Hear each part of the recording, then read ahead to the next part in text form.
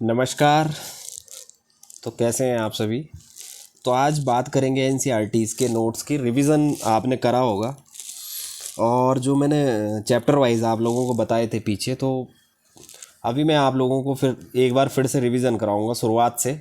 तो ये important notes हैं, तो इनको नोट कर लीजिए, ये आपके आगे भी काम आएंगे प्रीलिम्स के लिए। तो अगर आप इन्हीं को पढ़ लोगे तो मेरे हिसाब से इन्हीं से काम हो जाएगा आपका, आपको अतिरिक्त पढ़ने की आवश्यकता ही नहीं पड़ेगी। पीडीएफ मैं टेलीग्राम चैनल में आप लोगों को शेयर कर दूंगा। बाकी अभी ध्यान दीजिए इस चीज़ में। तो चलिए बात कर लेते हैं, प्राचीन इतिहास की बात करेंगे। भारतीय प्राचीन इतिहास है जो, उसका ऐतिहासिक स्रोतों के बारे में हम बात करेंगे। तो ऐतिहासिक स्रोत क्या है कि प्राचीन भारतीय इतिहास को जानने के स्रोत। ठीक है, तो थोड़ा सा डेफिनेशन पे बात कर लेते हैं कि प्राचीन भारतीय इतिहास को जानने के स्रोतों में महत्वपूर्ण विविधता पाई जाती है। क्या पाई जाती है? महत्वपूर्ण विविधता पाई जाती है। इन स्रोतों को 3 भागों में विभाजित किया जाता है। कितने भागों में? जो ऐतिहासिक स्रोत हैं वो क्या हैं? प्राचीन भारतीय इतिहास को जानने के लिए स्रोत क्या क्या हैं। ठीक है, तो इन स्रोतों को 3 भागों में क्या करा जाता है? विभाजित किया जाता है, जिनसे हमें अतीत को जानने का मिलता है हमारे को। ठीक है, तो सबसे पहला है पुरातात्विक स्रोत, दूसरा है साहित्यिक स्रोत और तीसरा है विदेशी यात्रियों के विवरण। तो चलिए फिलहाल अभी ओनली बात करेंगे पुरातात्विक स्रोत पे। ठीक है, तो पुरातात्विक स्रोत क्या होते हैं? पुरातात्विक स्रोत होते हैं प्राचीन भारत को जानने का क्या है, ये एक सर्वाधिक सक्षम एवं विश्वसनीय साधन माना जाता है। ये एनसीईआरटीज़ के नोट्स हैं, तो ये बहुत ही इंपॉर्टेंट आप लोगों के लिए है और प्रीलिम्स के लिए तो बहुत ही इंपॉर्टेंट है। ठीक है, बाकी पीडीएफ आपको टेलीग्राम में मिल जाएगी और आप लोग अभी इसमें ध्यान दीजिए। ठीक है, तो सर्वाधिक सक्षम एवं विश्वसनीय साधन माना जाता है। किसको माना जाता है? पुरातात्विक स्रोत को माना जाता है। इसके अंतर्गत क्या आते हैं? मुख्यतः क्या क्या चीज़ें आती हैं इसके अंतर्गत? अभिलेख आते हैं, सिक्के आते हैं, स्मारक आती हैं, भवन आते हैं और मूर्तियाँ, चित्रकला आदि इसमें क्या है? सम्मिलित है। तो ये सब चीज़ें क्या आती हैं? पुरातात्विक स्रोत में आते हैं। जैसे अभिलेख आते हैं, सिक्के आते हैं, स्मारक। तो ये चीज़ें बताने की आवश्यकता नहीं है, अगर आप लोग एक बार पढ़ लेंगे तो आप लोगों को ये समझ में आ जाएगा। ठीक है, तो देखो, ऐसी वस्तुओं का अध्ययन करने वाला व्यक्ति पुरातत्वविद कहलाता है। क्या कहलाया जाता है व्यक्ति? पुरातत्वविद उसी को कहा जाता है जो इन चीज़ों के पे रिसर्च वगैरह करते हैं। ठीक है, अच्छा, प्रमुख पुरातात्विक स्रोतों का वर्णन निम्न प्रकार से है। तो जो प्रमुख पुरातात्विक स्रोत हैं, देखो पुरातात्विक स्रोतों अभी बता दिए कि सिक्के हैं, अभिलेख हैं, भवन हैं, मूर्तियां हैं। अब इनके जो प्रमुख पुरातात्विक स्रोत है उनका विवरण क्या है, नीचे दिया गया है। तो नीचे क्या है? देखो, सबसे पहले है सिक्के, कॉइन्स। तो सिक्कों के अध्ययन को क्या कहा जाता है? मुद्रा शास्त्र कहते हैं। क्या कहते हैं सिक्कों के अध्ययन को? मुद्रा शास्त्र। ठीक है, याद रखना इस चीज़ को। अच्छा, देखो प्राचीन काल में क्या थे कि तांबे, चांदी, सोने और शीशे के सिक्के बनते थे। क्या बनते थे प्राचीन काल में? देखो कौन कौन से धातु के, याद रखना कि कौन कौन से धातु के सिक्के बनाए जाते थे प्राचीन काल में। तो ये फैक्ट है। देखो, तांबे के, चांदी के, सोने के और शीशे के, याद रखना इन चीज़ों को। इस तरीके से भी इसको याद रखा जाता है, सोना, चांदी, तांबा और सीसा। तो याद रखना कि इन 3-4 चीज़ों से क्या होते थे उस टाइम पे? सिक्के बनाए जाते थे। कब? प्राचीन काल में। ठीक है, अच्छा, दूसरा पॉइंट है भारतीय उपमहाद्वीप से प्राप्त सर्वाधिक प्राचीन सिक्कों को आहत सिक्के, जिनको क्या कहा जाता है? आहत सिक्के, पंच मार्क्ड कॉइन्स कहा जाता था। क्या कहा जाता था? सर्वाधिक मतलब अधिक, सबसे अधिक मतलब सर्वाधिक मतलब सबसे अधिक।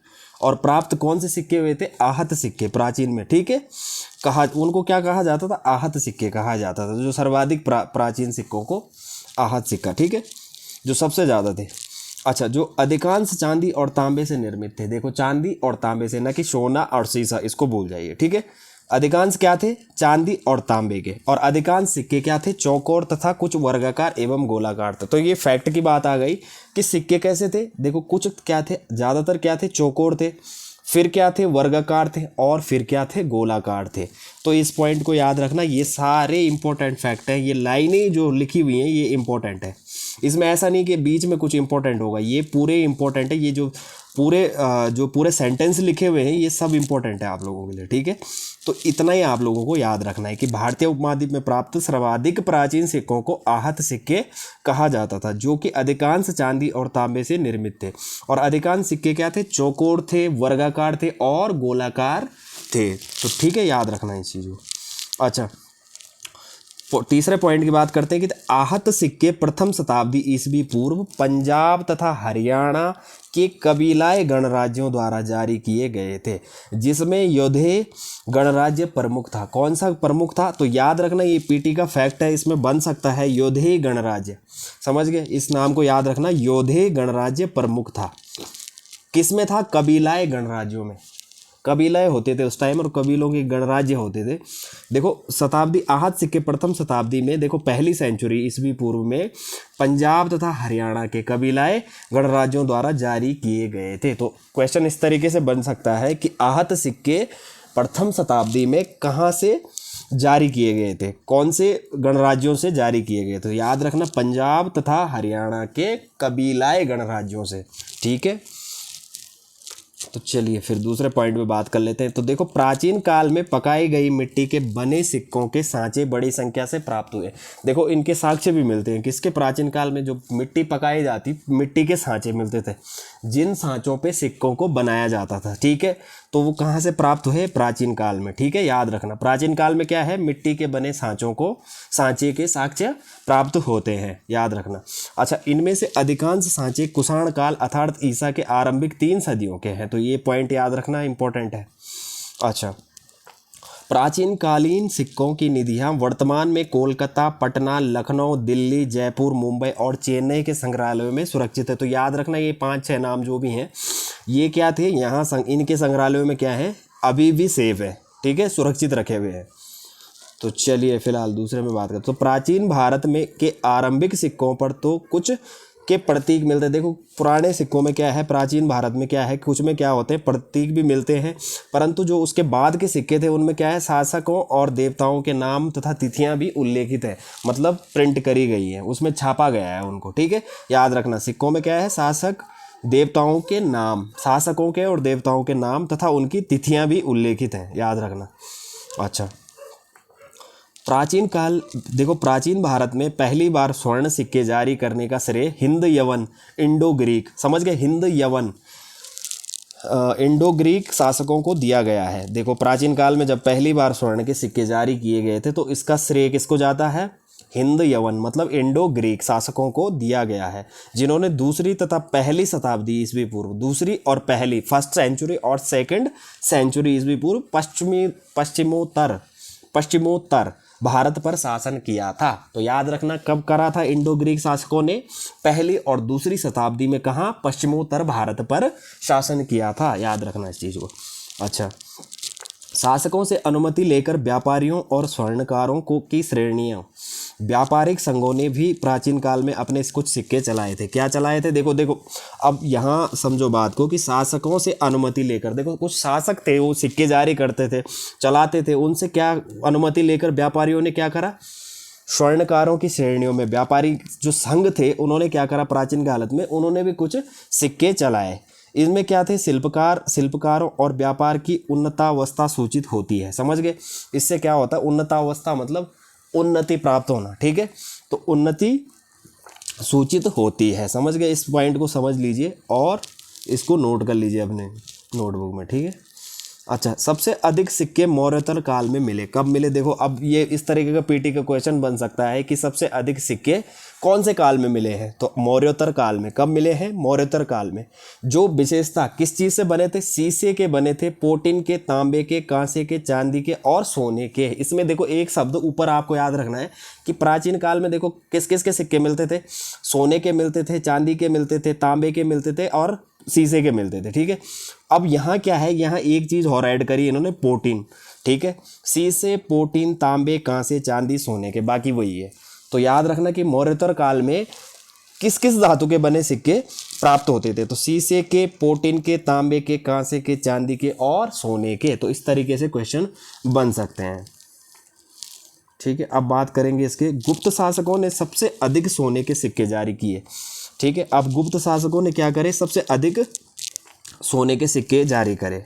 यहाँ क्या लिखा हुआ है? सबसे अधिक सिक्के मौर्योत्तर काल के मिले हैं और उसके बाद गुप्त शासकों, उसके बाद इससे ज्ञात होता है कि व्यापार वाणिज्य की स्थिति गुप्त काल में ही समृद्ध थी, समझ गए?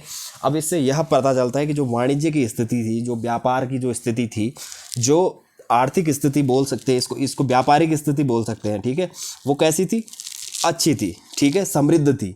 इसके विपरीत गुप्तोत्तर काल में सिक्के बहुत कम मात्रा में प्राप्त हुए हैं, जिससे यह ज्ञात होता है कि उस समय शिथिल हो गया था। इसके विपरीत, समझ गए, गुप्तोत्तर काल, ठीक है, उसमें क्या था कि देखो गुप्तोत्तर काल में सिक्के बहुत कम मात्रा में, तो इससे समझ आ गया कि देखो सिक्के अधिक मिले तो व्यापार अच्छा था, ठीक है, व्यावसायिक स्थिति अच्छी थी उस टाइम की। और देखो गुप्तोत्तर काल में अगर सिक्के बहुत कम मात्रा में प्राप्त हुए हैं तो इसका मतलब उस टाइम का व्यापार क्या था? शिथिल हो गया था, कम हो गया था, ठीक है। तो इस चीज़ को इतना इस तरीके से याद रखिए, बाकी इसमें ज़्यादा देखने की आवश्यकता नहीं है, ठीक है। अच्छा, सिक्कों पर राजवंशों और देवताओं के चित्र, ठीक है, सिक्कों पर क्या था? राजवंशों और देवताओं के चित्र भी थे, देखो चित्र भी थे, और धार्मिक प्रतीक भी थे, और लेख भी अंकित थे, और ये सभी तत्कालीन कला और धर्म पर प्रकाश डालते हैं, समझ गए। तो ये धार्मिक स्थिति को में प्रकाश डालते हैं, तो इस पॉइंट को याद रखना, ये इंपॉर्टेंट फैक्ट है। सिक्कों पर राजवंशों और देवताओं के चित्र, तो इस तरीके का क्वेश्चन आ सकता है, ठीक है। तो क्या है? धार्मिक प्रतीक के लेख भी अंकित हैं।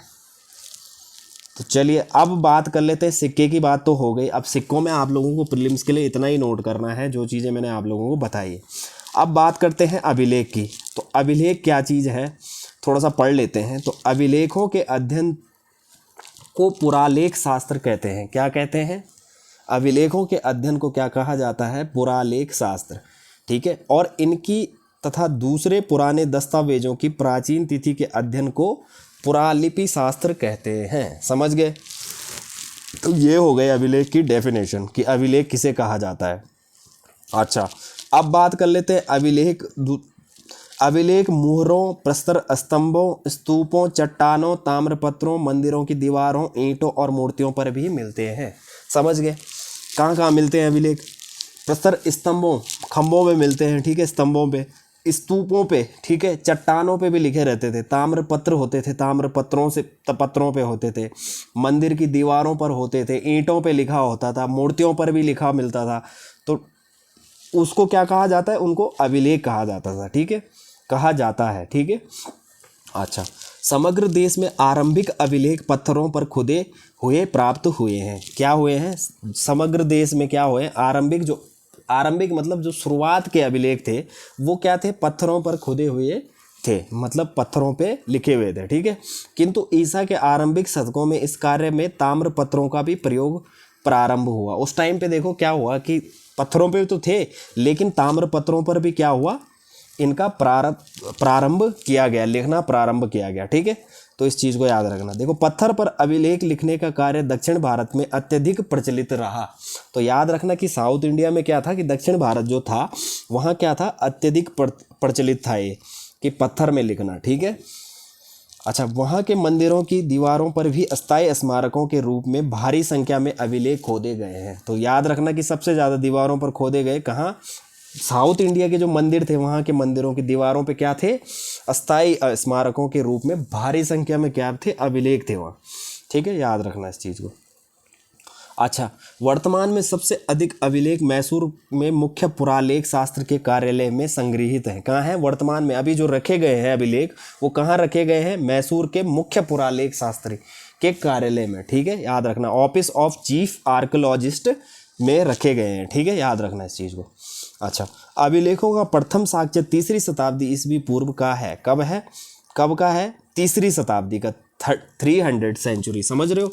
3री शताब्दी ईस्वी पूर्व का है, याद रखना इसको, जो कि प्राकृत भाषा तथा ब्राह्मी लिपि से उत्कीर्ण है, समझ गए। किस में लिखा गया है?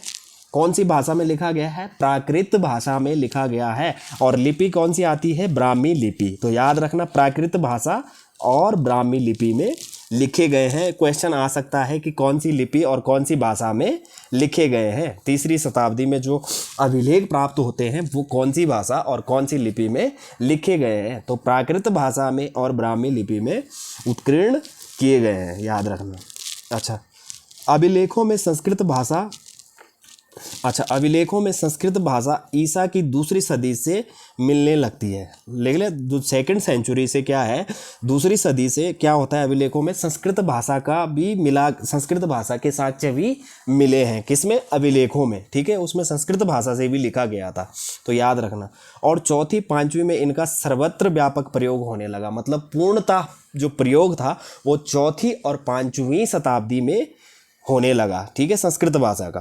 अच्छा, अभिलेखों में प्रादेशिक भाषाओं का प्रयोग 9वीं 10वीं सदी में होने लगा। प्रादेशिक भाषाएं, ठीक है, अभिलेखों में जो प्रादेशिक भाषाएं थी उनका प्रयोग क्या 9वीं और 10वीं शताब्दी में होने लगा। समझ गए? जो प्रदेश की भाषाएं थी वो उस तरीके से 9वीं या 10वीं सदी में उनका प्रयोग होने लगा। तो प्रादेशिक का मतलब क्या है कि जो प्रदेश में बोले जाने वाली भाषाएं थी उनका प्रयोग, ठीक है। अच्छा, अब आ जाओ मौर्य और मौर्योत्तर और गुप्त काल के अधिकांश अभिलेख कार्पेस इंस्क्रिप्शनम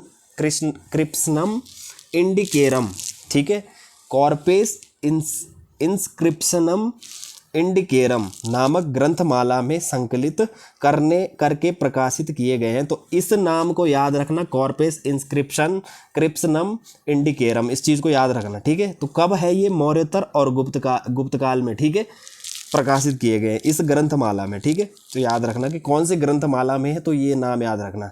इसको इस तरीके से भी CII इस तरीके से भी याद रखा जा सकता है।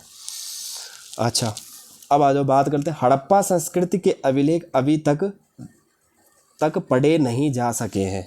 हड़प्पा, अच्छा ठीक है, देखो हड़प्पा या सैंधव सभ्यता जो थी उसके जो अभिलेख प्राप्त हुए हैं वहाँ से, वो क्या है, अभी तक नहीं पढ़े जा चुके हैं, ठीक है, मतलब नहीं पढ़े जा सके हैं। क्यों? ये संभवतः ऐसी किसी भाव चित्रात्मक लिपि में लिखे गए हैं जिसमें विचारों और वस्तुओं को चित्रों के रूप में व्यक्त किया जाता है। तो हो सकता है कि वो लिपि जो है अभी तक समझ में नहीं आई है कि किस तरीके से वो लिखा गया है, कौन सी लिपि में लिखा गया, कौन सी भाषा में लिखा गया है, तो इसलिए वो अभी तक नहीं पढ़े गए हैं, ठीक है। तो याद रखना इस पॉइंट को। अच्छा, अब आ जाओ अशोक, ठीक है। तो अशोक के शिलालेख ब्राह्मी लिपि में है। किस लिपि में लिखे गए हैं? अशोक का जो शिलालेख है कौन सी लिपि में है? तो याद रखना, अशोक वाला बहुत ही इंपॉर्टेंट क्वेश्चन हो सकता है। तो क्या है? ब्राह्मी लिपि में है। किस में है? ब्राह्मी लिपि में है। और यह लिपि बाएं से दाएं लिखी जाती है। कहाँ से? बाएं से दाएं। अच्छा, अशोक के कुछ शिलालेख खरोष्टी लिपि में भी हैं। देखो याद रखना इस चीज़ को कि देखो ब्राह्मी लिपि में तो है ही, पर कुछ जो शिलालेख हैं वो किस में है? खरोष्टी लिपि में है, जो दाएं से बाएं। देखो बिल्कुल विपरीत, ठीक है। ब्राह्मी कैसी है? बाएं से दाएं, और खरोष्टी कैसी है? दाएं से बाएं। तो याद रखना इस चीज़ को। लेकिन पश्चिमोत्तर भाग में अतिरिक्त भारत में भिन्न भिन्न प्रदेशों में ब्राह्मी लिपि का ही प्रचार रहा है, ठीक है। लेकिन देखो भारत में क्या है? अतिरिक्त क्या है? पश्चिमोत्तर भारत जो था वहाँ अतिरिक्त क्या था? भारत में भिन्न भिन्न प्रदेशों में क्या था? ब्राह्मी लिपि का ही प्रचार था, मतलब ब्राह्मी लिपि का इस्तेमाल होता था। याद रखना इस चीज़ को। अच्छा, पाकिस्तान और अफगानिस्तान से मिले अशोक के शिलालेखों में यूनानी और अरमाइक लिपियों का भी प्रयोग हुआ। कौन सी लिपियों का? यूनानी और अरमाइक लिपियों का भी प्रयोग हुआ। गुप्त काल के अंत तक देश में प्रमुख लिपि ब्राह्मी लिपि ही रही। समझ गए? अच्छा, गुप्त काल जब तक था और उसके अंत तक क्या था? कि ब्राह्मी लिपि ही रही। इसका मतलब ये है। और देखो अशोक के जो शिलालेख कहाँ थे? जो पाकिस्तान और अफगानिस्तान से जो मिले अशोक के अभिलेख थे उनमें क्या थी? कुछ उसमें क्या था कि यूनानी और अरमाइक लिपियों का भी प्रयोग हुआ था। तो याद रखना इस चीज़ को। सबसे पुराने अभिलेख हड़प्पा संस्कृति के मोहरों पर मिलते हैं। याद रखना, ठीक है। तो क्या है? सबसे पुराने जो अभिलेख थे वो हड़प्पा संस्कृति के मोहरों पर मिलते हैं। ये लगभग 2500 ईस्वी पूर्व के हैं और सबसे पुराने अभिलेख जो पढ़े जा चुके हैं, ठीक है। ये देखो ये पढ़े भी जा चुके हैं, जो मोहरों पे मिले थे हड़प्पा संस्कृति में वो क्या है? पढ़े जा चुके हैं। और वे ईस्वी पूर्व 3री सदी के अशोक के शिलालेख हैं। समझ गए? वो क्या है? 3री सदी के जो अशोक के शिलालेख थे वही हैं, ठीक है। याद रखना इस चीज़ को, पॉइंट को समझ जाना। अच्छा, अशोक के अभिलेखों को पढ़ने में सर्वप्रथम 1837 ईस्वी में जेम्स प्रिंसेप को सफलता मिली। देखो किसने पढ़े थे सबसे पहले अशोक के अभिलेखों को? तो 1837 ईस्वी में जेम्स प्रिंसेप को सफलता मिली। इन्होंने पढ़ा था यार, ठीक है। यह बंगाल में ईस्ट इंडिया कंपनी की सेवा में उच्च पद पर आसीन अधिकारी थे। तो याद रखना इस नाम को पक्का, ये क्वेश्चन हो सकता है प्रीलिम्स का, ठीक है। वैसे तो प्रीलिम्स के सारे फैक्ट हैं जो आने की जिनको पूर्ण 100% गारंटी है वो यही है। और इस चीज़ को ध्यान में रखिए आप लोग, प्रीलिम्स के लिए ये एनसीईआरटीज़ के मैं संग्रहित करके आप लोगों को नोट्स प्रोवाइड करा रहा हूँ, तो इस पे ध्यान दीजिए, बिल्कुल आपके काम की चीज़ें हैं ये।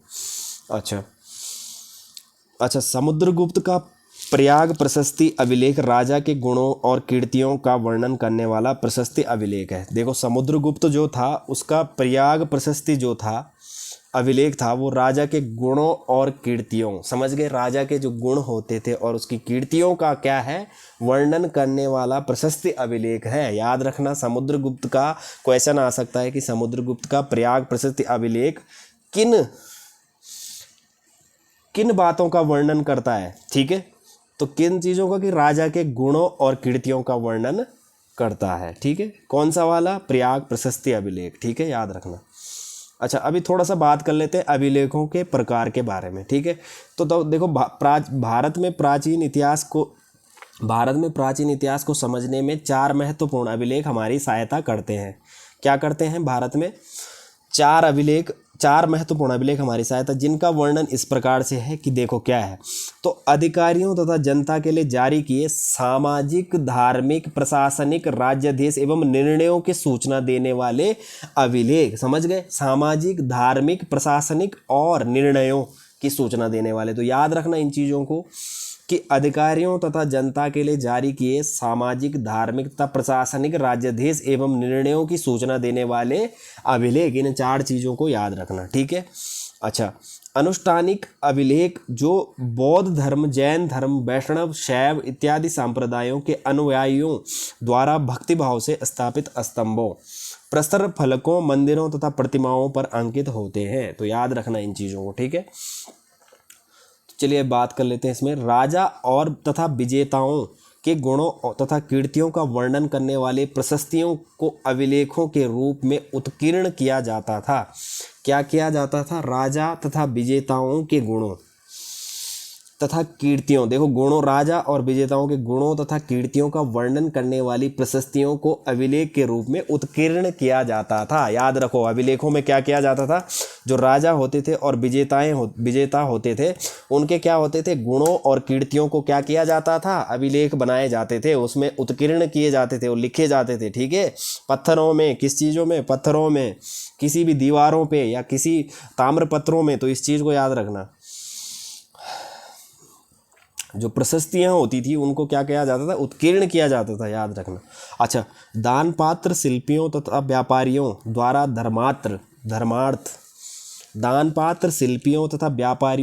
धर्मार्थ कार्यों को संपादित करने के लिए अभिलेखों का प्रयोग किया जाता था। याद रखना, ठीक है। किसको संपादित करने के लिए, किसको, दान पात्र शिल्पियों तथा व्यापारियों द्वारा धर्मार्थ मतलब धार्मिक कार्यों को करने के लिए क्या किया जाता था, अभिलेखों का प्रयोग किया जाता था, उसमें उत्कीर्ण किया जाता था, लिखा जाता था उनके बारे में, याद रखना, संपादित करने के लिए, ठीक है। अच्छा,